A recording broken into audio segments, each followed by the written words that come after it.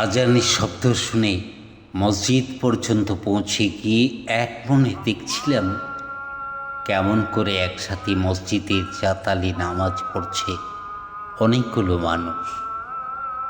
টুপি দাড়িওয়ালা মৌলভী সাহেব বেরিয়ে এসে আমার কাঁধে হাত রেখে বললেন, এভাবে হয় না, এসো আমার সঙ্গে ভেতরে এসো। খানিক বাদে নামাজ পড়ে টুপি মাথায় দিয়ে যখন বেরিয়ে এলাম, শান্ত সমাহিত গলায় মৌলভী বললেন, এখন থেকে তুমি একটা জাত পেলে, আর তোমার কোনো ভাবনা নেই, এবার আল্লাহই তোমার সব ব্যবস্থা করে। মৌলভী বললেন, জাত পেলে? আর বাইরের লোকজন বলল, মুসলমান হয়ে জাত খোয়ালে।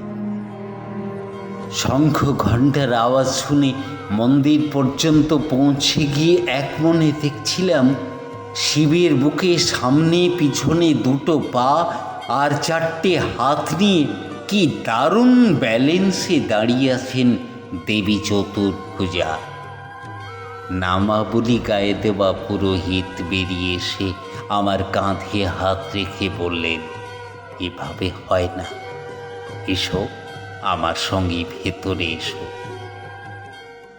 খানিক বাদে জয় মা করতে করতে যখন বেরিয়ে এলাম, তৃপ্তির শ্বাস ফেলে পুরোহিত বললেন, এখন থেকে তুমি একটা জাত পেলে, আর তোমার কোনো ভাবনা নেই, উপরওয়ালাই এবার তোমার সব ব্যবস্থা করে দেবে। পুরোহিত বললেন, জাত পেলে? আর বাইরের লোকজন বলল, হিন্দু হয়ে জাত খোয়ালে।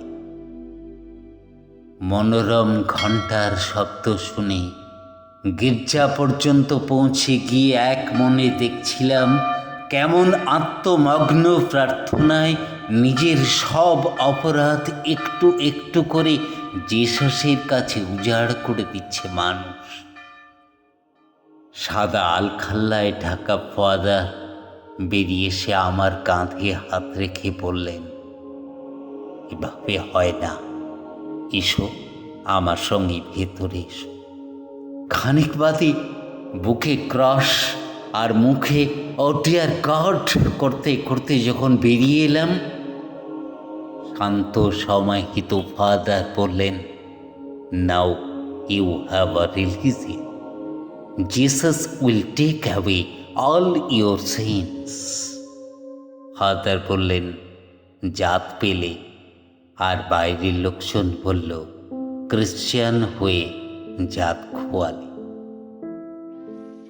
এখন আমার পেটের ভাত, পরনের কাপড় কিংবা মাথার উপর ছাদ কোনোটাই নেই। টিকি, দাড়ি, টুপি, ক্রস, আল্লাহ, ভগবান, গড এগিয়ে আসেনি কেউ। সবার কাছেই জাত পেয়েছি, ভাত পাইনি, ধর্ম পেয়েছি, কর্ম পাইনি, প্রশ্রয় দিয়েছে সবাই, আশ্রয় দেয়নি কেউ। এখন আমি না হিন্দু, না মুসলমান, না ক্রিশ্চিয়ান, ভোটার, আধার, রেশন কার্ডওয়ালা, খাদ্য, বস্ত্র, বাসস্থানহীন, জাস্ট একটা ছায়া।